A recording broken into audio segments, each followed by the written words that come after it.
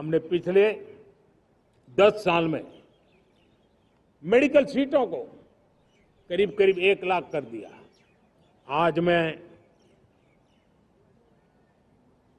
करीब करीब 25,000 युवा हर साल विदेश में मेडिकल एजुकेशन के लिए जाते हैं और ऐसे ऐसे देश में जाना पड़ रहा है, कभी कभी तो मैं सुनता हूं तो हैरान हो जाता हूं। और इसलिए हमने तय किया है कि अगले 5 साल में मेडिकल लाइन में 75,000 नई सीटें बनाई जाएगी। मेरे प्यारे देशवासियों,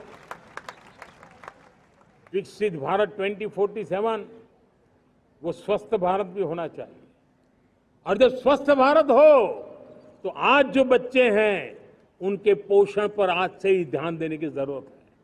और इसलिए हमने विकसित भारत की जो पहली पीढ़ी है उनकी तरफ विशेष ध्यान दे करके हमने पोषण का एक अभियान चला है। हमने राष्ट्रीय पोषण मिशन शुरू किया है। पोषण को हम करके हमने पिछले 10 साल में मेडिकल सीटों को करीब करीब 1 लाख कर दिया। आज मैं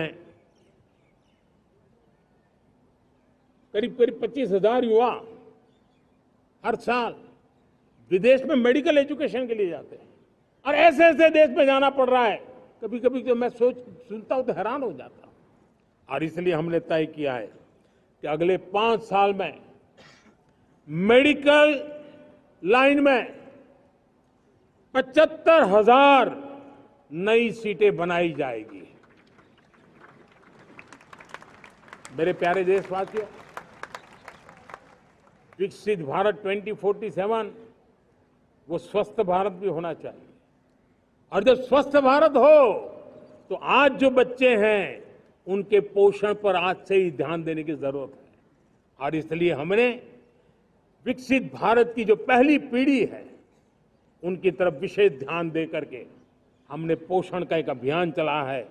हमने राष्ट्रीय पोषण मिशन शुरू किया है। पोषण को हम करके हमने पिछले 10 साल में मेडिकल सीटों को करीब करीब 1 लाख कर दिया। आज मैं करीब करीब 25,000 युवा हर साल विदेश में मेडिकल एजुकेशन के लिए जाते हैं और ऐसे ऐसे देश में जाना पड़ रहा है, कभी कभी तो मैं सुनता हूं तो हैरान हो जाता हूं। और इसलिए हमने तय किया है कि अगले 5 साल में मेडिकल लाइन में 75,000 नई सीटें बनाई जाएगी। मेरे प्यारे देशवासियों, विकसित भारत 2047 वो स्वस्थ भारत भी होना चाहिए, और जब स्वस्थ भारत हो तो आज जो बच्चे हैं उनके पोषण पर आज से ही ध्यान देने की जरूरत है। और इसलिए हमने विकसित भारत की जो पहली पीढ़ी है उनकी तरफ विशेष ध्यान दे करके हमने पोषण का एक अभियान चला है। हमने राष्ट्रीय पोषण मिशन शुरू किया है। पोषण को हमने